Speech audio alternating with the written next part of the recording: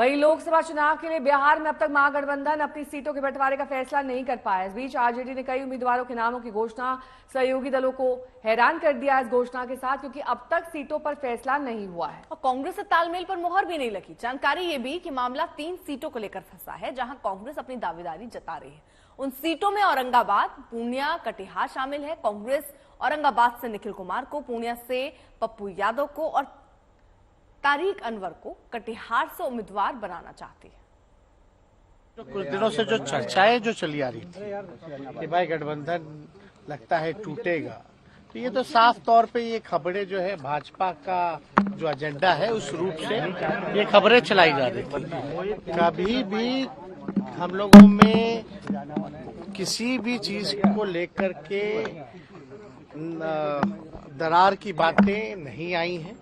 हम लोग हमेशा से एक दूसरे को अंडरस्टैंड करते हुए हम लोगों ने बात की है। हम सब लोगों का मेन एजेंडा है कि बीजेपी को हम लोग रोकेंगे और उत्तर भारत में बिहार आता है तो हम इतना जरूर कह सकते हैं कि बिहार जो है चौंकाने वाला रिजल्ट देगा। हम लोग का एक मत इस मामले में है कि जीतने की जिसमें संभावना ज़्यादा हो, जिस उम्मीदवार के जीतने की संभावना हो, जिस पार्टी के जीतने की संभावना हो, वहाँ उसको उम्मीदवार बनाया जाए।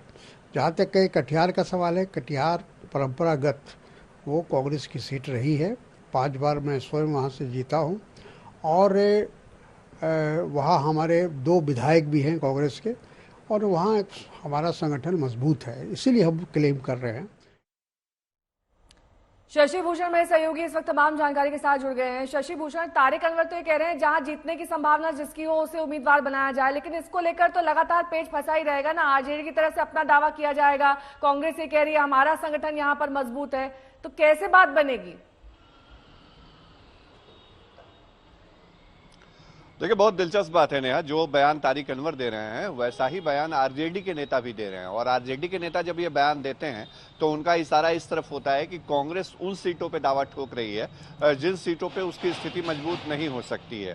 कांग्रेस की पीड़ा ये है कि जो सीटें उसको ऑफर की जा रही हैं, जिस पर अब तक सहमति बन गई है, जो सूत्र बता रहे हैं, वो ज्यादातर ऐसी सीटें हैं जिस पर एनडीए का प्रदर्शन पिछले चुनाव में बहुत शानदार रहा है।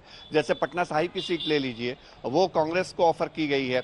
समस्तीपुर, जहां चिराग पासवान की पार्टी लड़ती आई है, वो कांग्रेस लगातार वहां हारी है, फिर भी उनको वो सीट ऑफर की जा रही है। इसी तरह आप देखिए, सासाराम की सीट है, कभी वो गढ़ हुआ करती थी कांग्रेस के लिए, लेकिन आज वहां बीजेपी लगातार जीती है, बीजेपी ने वहां उम्मीदवार चेंज किया है। तो ये कसमकस है और 1-2 सीटों पे अभी भी पेच फंसा हुआ है। और ये खींचतान कैसे खत्म होगी और कैसे बीच का रास्ता निकलेगा, ये भी देखना दिलचस्प होगा। बहुत शुक्रिया आपका।